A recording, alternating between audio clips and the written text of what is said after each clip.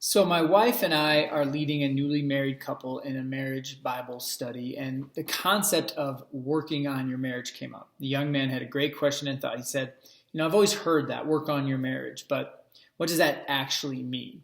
And I had some tangible ideas for him, but wanted to lean into that question more. So, I did just that. I ended up writing a blog called 5 Ways to Work on Your Marriage. So, check out the blog for more info, but here are just a few quick thoughts on the 5. So, number 1. Prayer, praying together. There's really nothing more intimate than prayer. In prayer, we're open to communicate, we are honest, and we are vulnerable. And in marriage, sometimes we are not those things. And that is dangerous because without those things, we lack intimacy. Now, this is one that my wife and I are really just getting started to get more serious about, and we're on year 10 of marriage. So be patient, people. But we often pray together, but it was very sporadic, and we often do our quiet time right next to one another, which is great, but there's just something very moving when we go before the Lord as one unified couple. Coming before the Father together unites us as a couple and brings us back on the same team. It's a reminder that this crazy thing called marriage is about us and God. Us and God versus the devil, versus the world, versus our flesh. It is not a battle between husband and wife. And prayer is a frequent reminder of this vital, vital truth. Number 2, play.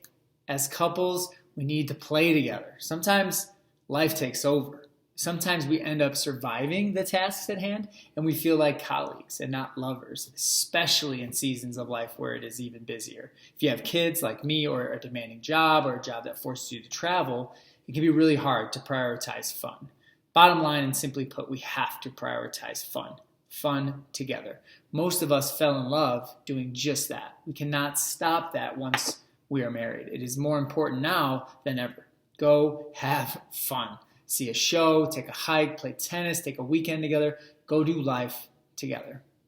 Number 3, display. So many of us have heard of the 5 love languages, and if you haven't, then I strongly suggest investing some time reading it with your spouse.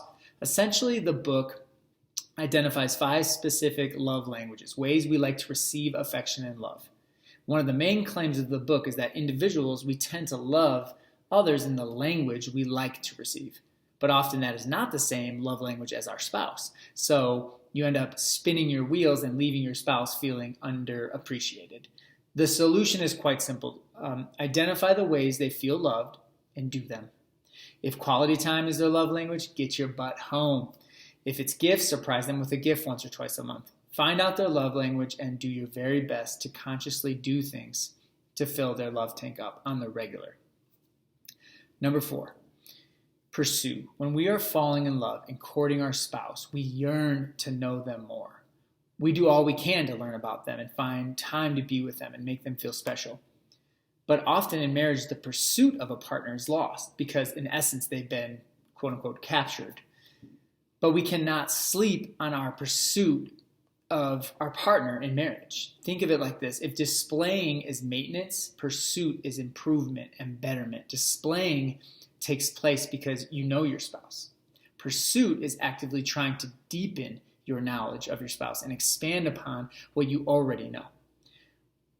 Where are they on their faith walk? What are they striving for right now? What are they struggling and wrestling with? Pursuit allows us to ask and know the answers to these questions, and it will deepen our intimacy with our spouse tenfold. All right, number 5, renew your vows, that is. Normally, vows are long forgotten after the ceremony. Even if we had special individualized ones we wrote ourselves, they get lost or forgotten over time. But how powerful would it be if we were to revisit those vows together? Or better yet, write new vows and recite them to each other. Most think of renewing vows as this big ceremony or party similar to a wedding. And yes, it could be that, but it could just be husband and wife reshaping and rewriting and sharing new promises and sharing hopes and love and cares and goals for their marriage. As time moves on, marriages can change. So taking time to renew vows can strengthen a marriage and focus its attention on the betterment of the relationship in the immediate future, right now, today.